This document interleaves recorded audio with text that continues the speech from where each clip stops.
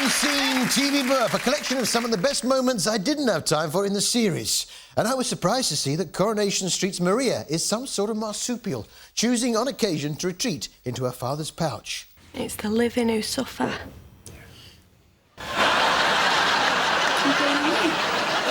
Kevin treated us to his version of the old Cars classic, Drive. How do the words go again, Kev?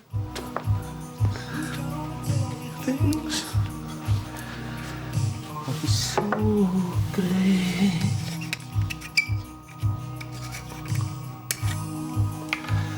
Can't go on.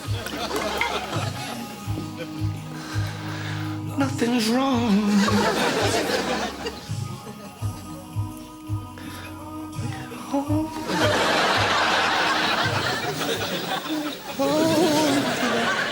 It's nice to see Peter Barlow back on the street.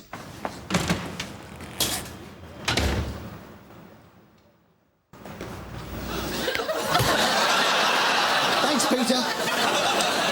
Poor Peter was struggling to come to terms with fatherhood. Fortunately, Ken was there with one of his hilarious anecdotes to help cheer him up. Deirdre and I took Amy to the zoo the other week, and all the way Amy was saying, "Oh, we're there yet? Oh, we're there yet?" So I turned around and I said, "Be quiet, Amy, you're such a cliché." Deirdre said it's one of the funniest things I've said in a long time. Ha ha, very funny, my name's Bugs Bunny.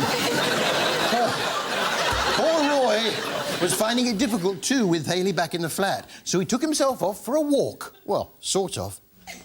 I went for a walk. Right. In my head. Looked all over. Red wreck. Canal. Beautiful paddock. All without leaving the house. Yeah, the head walk. Nice idea, that. Yeah, go for a walk without actually going anywhere. I might have a go. What coat shall I wear? Not sure. Weather Mac maybe, just in case it rains. But the sun's out now, so probably won't need one. Just wear a jacket and take an umbrella, yes. Right, open the front door. Oh, I see that dog's done his business on the set. Walk a bit further.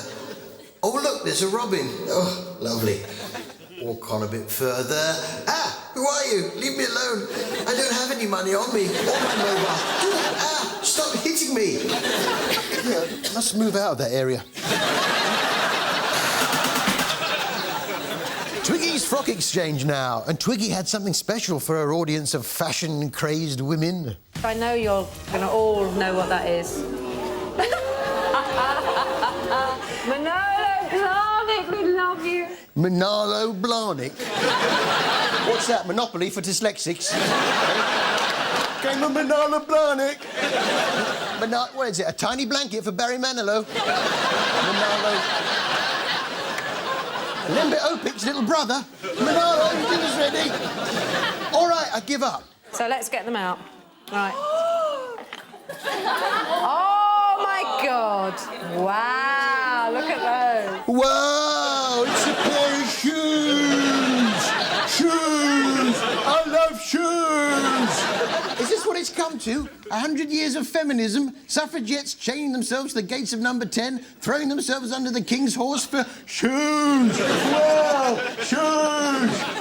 They are nice, though. They're glittery, but without being slutty. The idea was not just to exchange clothes. No, it was to alter old clothes to bring them bang up to date. Let's not forget Marika's supersized jeans. P's trusty assistant Fizz has radical plans for all that denim. Well, what I always do is cut the pockets out of the jeans and make two little egg cozies. and then I cut the jeans into 3-inch squares, like that. I get some sandwich bags, and I put one in each bag. Then I use the bag to pick up Dog's mess, and the denim squares to wipe his bottom afterwards. Quite a common thing. If you have an old pair of jeans, it's kind of like the most obvious thing to do with them is to turn it into a rah-rah skirt. Rah-rah skirt, of course, I do. I do apologise. If you're interested, I'm doing the denim dog wipes for 10p each. Which brings us to our I beg your pardon of the week. I beg your pardon of the week. Ja, als je harder doet, dan moet het wel... Dit je hebben.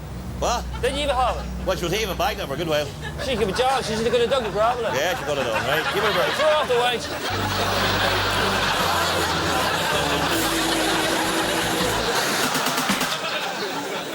The family now, which has been absolutely riveting.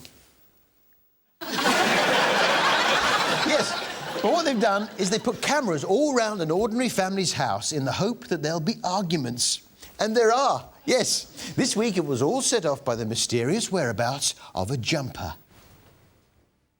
Where is my jumper? In your room. Well, it is getting colder. Give her back her jumper. So it isn't my jumper then? No, it isn't. Whose is it then? It's not your jumper. Perhaps there's more than one jumper. You just asked for my jumper back. A jumper I really like. It's not in my drawer where it should be, and there is pictures of you wearing a jumper that's exactly the same. She's got photographic proof of the jumper. Hello? Yeah, she's there. Hello? Go and do what? What, ask for my jumper? Don't ask me, love. Emily. Yeah. I'd really like you to give me my All Saints jumper back. Charlie needs his hand. Have your All Saints jumper. She hasn't got your jumper. And the way I know that, I've got it on. Give me my jumper back. It's not your jumper. Now look what you've done. You've ruined it. Now no one can enjoy the jumper. It wasn't even your jumper.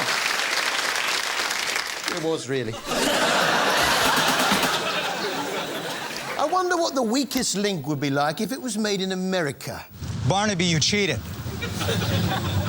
Your foot was resting against the log. Why did you do this? I would say that I wasn't using TV. Enough! It is a dance of lies with words. You have disgraced your brothers. You've lied to them.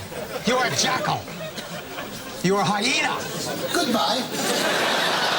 This was Unbreakable, yes, where a number of people are pushed to the limit of their endurance to see if they will break. I thought out of all of them, Fraser stood the best chance because of his big, square teeth.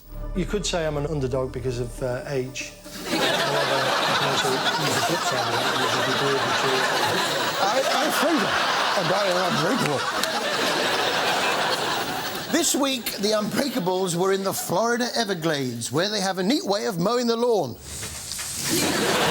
The forecast alligator. Yeah, the old alligator system. Their teacher was, well, he wasn't keen to give his name. My name is not important to you, but you will call me teacher. Yeah, but why is it really?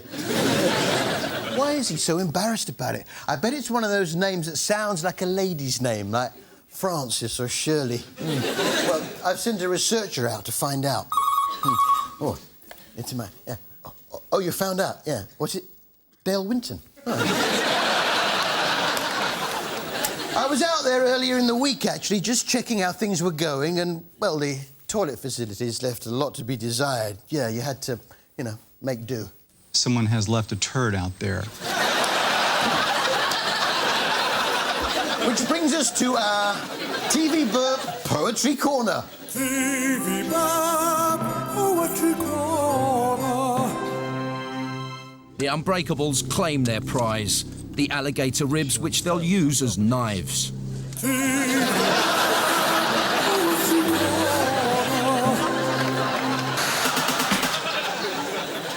Bear Grylls is still at it. This time he'd fallen in love with a puddle. Oh, I love you. I love you, my darling puddle. Yeah, he's still there with his handy survival tips. And I'm also gonna take one of these and just smear the scent of the cowpat all the way over my hands. And what this will do is make your hands smell of a cowpat. But Bear revealed a rare and lively sense of humour when he told us one of his jokes. Have you heard the one about the 3 Welsh settlers? There's a story of 3 Welsh settlers who found out just how unforgiving this place can be. They strayed from a path and died of thirst. Their bleached bones were found years later, just yards from a stream. Not sure. He's got a joke book out for Christmas, yes. Yeah, here it is. Yeah. It's the Bear Grylls Christmas tie-in joke book. Let's have a look at some of the jokes he's got. Oh, yeah, this is a good one. An Englishman, an Irishman and a Scotsman are going on holiday, but the plane crashed into a remote area of the Andes, and the Englishman survived by eating maggots and drinking his own... Yeah, oh, here's one. Yeah. Doctor, doctor, my hands smell. Well, have you been smothering your hands in cowpats again? Yes, I have. Yeah. Of course, what you really want for a Christmas tie-in is that one. Yeah. Which brings us to our You Not Did What You Said You Will Did of the week.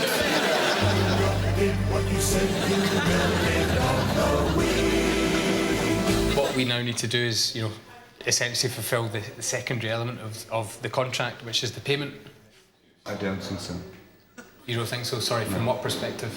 You not did what you said you will did.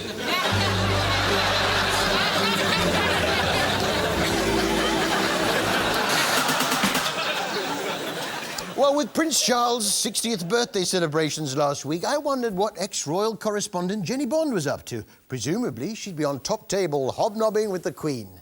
Yes, it's the baby change for Jenny, and it will have been a while since she was in that position. Well, you don't know. She may lead a very full and active life. Yes, it's the sweet ecstasy that is Hole in the Wall. Bring on the wall! Bring on the wall! Bring on the wall! Yes, Jenny was a guest on Hole in the Wall. I think we now need to rewrite the celebrity guest appearance ladder, don't you? It is now. Right.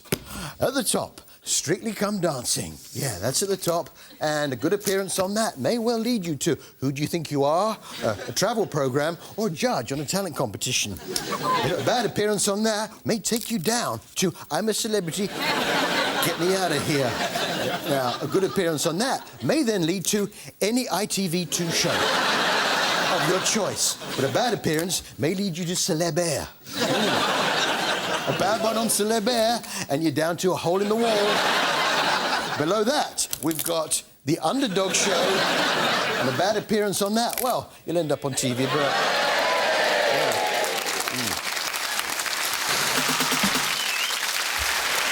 I must say, I am enjoying Zoo Days on 5 at the moment, following, as it does, the day-to-day goings-on at Chester Zoo. This week, they put the spotlight on a couple of tigers. Now, obviously, these tigers weren't from Chester originally. No, they were on holiday from, where do tigers come from? India, Africa? I can't remember. Ronnie and Carly are female Bengal tigers, and they are kept separately from Kapala to avoid interbreeding. Ronnie and Carly are on a sort of holiday to Chester. Normally, they live in a safari park in the West Midlands. The West Midlands, that's right.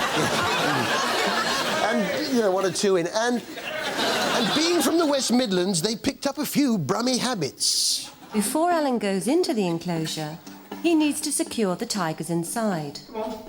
Come on, good girl. Ronnie is first at the door. Good girl. I'll show her a bin bag, and she might come over then. Alan usually carries meat in bin bags, so the tigers associate the black plastic with food.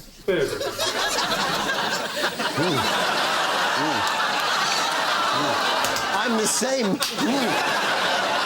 It's surprising what people throw out. Look, there's plenty of meat still on that chicken leg.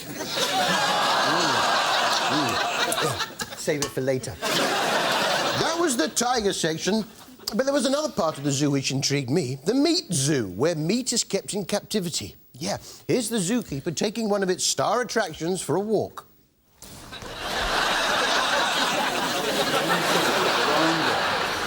Put it up on the platform. Yeah, meat zoo. I went along there last week, but was disappointed by the sausage enclosure. Whilst the family of chipolatas were real crowd pleasers, the large Cumberland sausage wouldn't come out of his nest, and I was told off for banging on the glass. If you're ever In Chester, though, the zoo is well worth a visit. I know what you're thinking. Winter, traipsing around a zoo sounds a bit tiring. Well, it doesn't have to be. It's all part of our job. I mean, it's not just the carnival sections. All sections do this type of work as well. So it's all benefit the animals. This is fine, thanks. Yeah.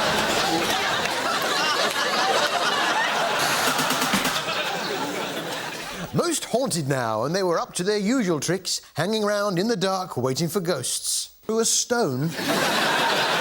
You're suggesting that Jedburgh Castle, scene of great conflict and many executions, built to give wrongdoers the chance to relinquish their evil ways, a 12th century earthwork, Moat and Bailey fortress founded by King David I, which was occupied by both the Scottish and the English until 1409 and adapted at the dawn of the Industrial Revolution, is haunted by a stone-throwing rat. Well, it's possible, and I say that because this studio is haunted by a bubblegum chewing stoat. Told you. Martin Clunes was back on our screens with his expert knowledge of dogs. This is his X-ray. So he's quite unusual because a lot of dogs with hip problems, both hips are affected, but his left hip's actually quite good. You can see it fits well into the socket. Whereas if you look at his right hip, you can see there's the ball of the hip, and here's the socket, and the two are really a long way apart. And his spines are out of whack, is that, or is that just the way Well, that's his tail, which can look like the side. It's his tail, Martin, it's his tail. Yeah. Actually, I'm a little bit hot. Has anyone got a wet wipe? It just... Oh, thank you. Yeah, that's... that smells a bit... What's that funny smell? The first thing is that you wipe the teeth down with your wet wipe, which is medicated. Right, just here. She won't mind me doing this. Oh, no, just calm down. Yeah, it's quite nice, that. You got a rusk?